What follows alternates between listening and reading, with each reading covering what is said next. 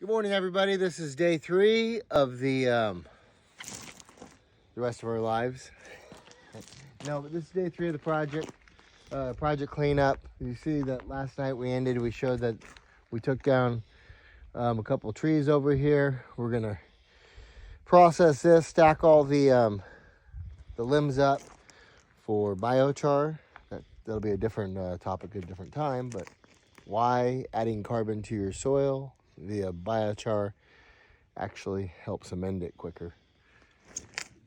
And well, that's kind of the goal for today. There's still some steel that was here in the steel pile, and then start moving our metal. Okay, we'll touch back with you later on. So this is mid-afternoon. We've bucked up the trees.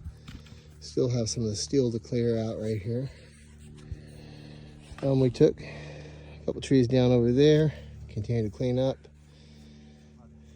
Form piles. And we're a little tired. So here we are, end of the day, day 3, and kind of a little walk around here. You know, wish you could just snap your fingers and get things done real quick, but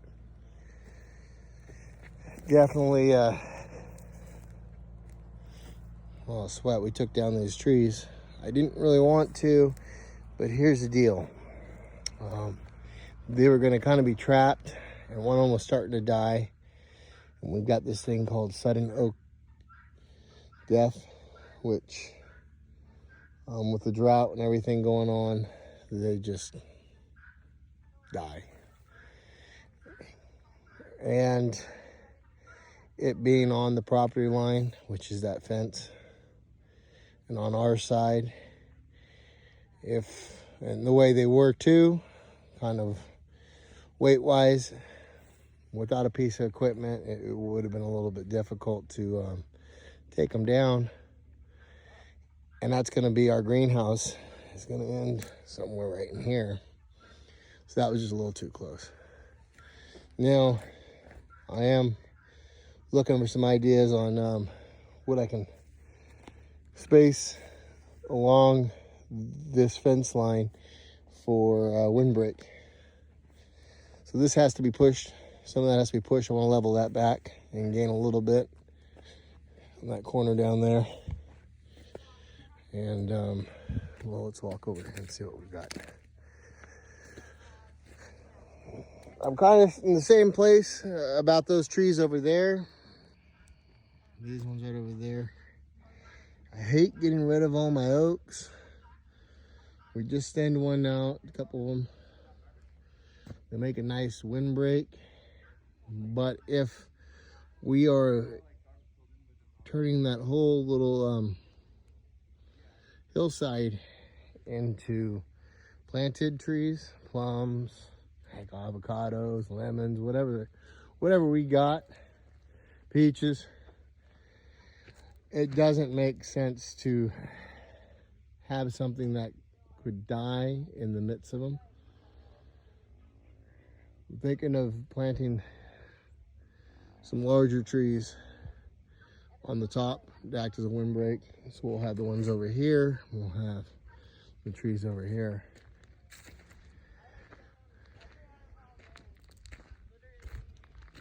Now the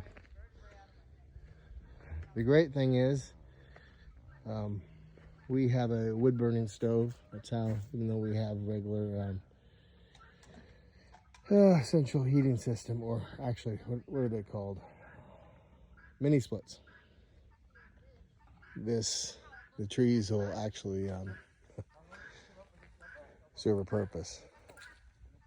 I just kind of dug out this hillside here, and we're going to put the steel, what we can, on pallets, and then I'll store them on this hillside right here temporarily until we get the dozer here.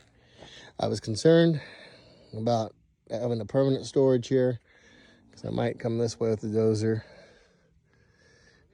it would only trap me to be able to blade that way.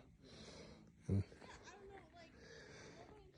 so this is really the last kind of thing to do, is move our steel and some of the rocks. And a lot of it just stick on the forks and go with it. And then these are our attachments here. It's our flail mower. There's our grader. You might see these. I make fire pits, and these are big semi 18-wheeler disc brake or drum brake, sorry. And I use those for the bases. They're heavy. So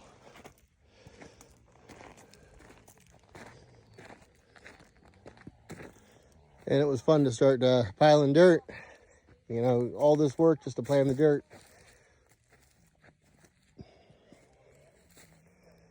So,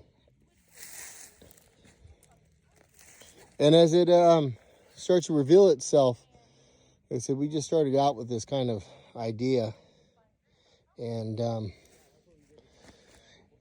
I know I need a pad, 100 foot by 100 foot at the very least, preferably like 120 by 100 to fit the greenhouses on.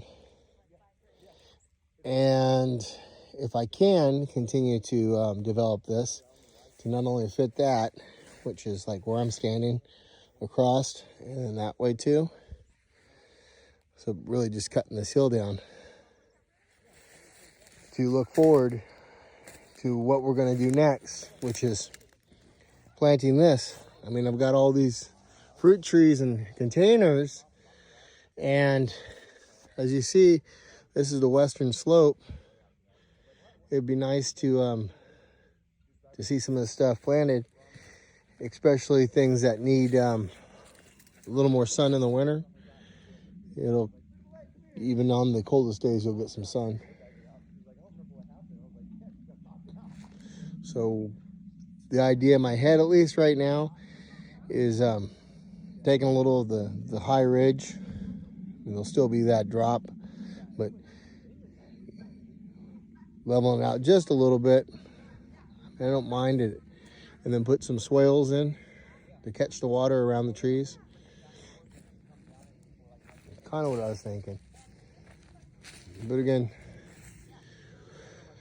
we'll do what we can, and we're always happy what we get.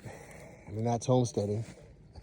You know, you have this concept, you have this idea, and then you just kind of start chiseling at it and start working at it.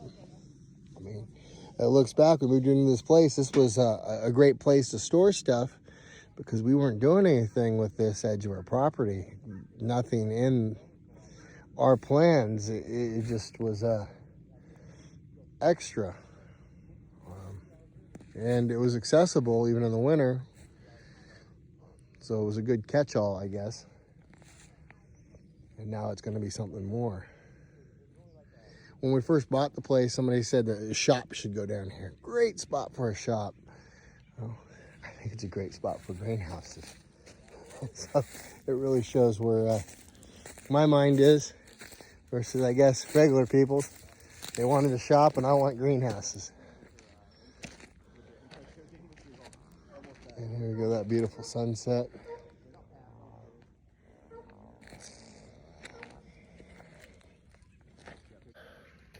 Well, if you're liking this adventure, please hit that subscribe button and then hit the bell up in the right hand corner so you're notified of the next.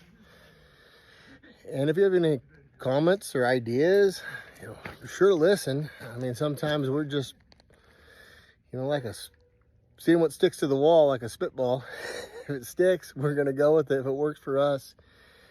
And it's an ever evolving real idea on how to do this, because you can read all the books, you can watch every video, you can ask a lot of questions, but until you get out there and get your hands on it and get them dirty and see what's really going on, and then be able to change course.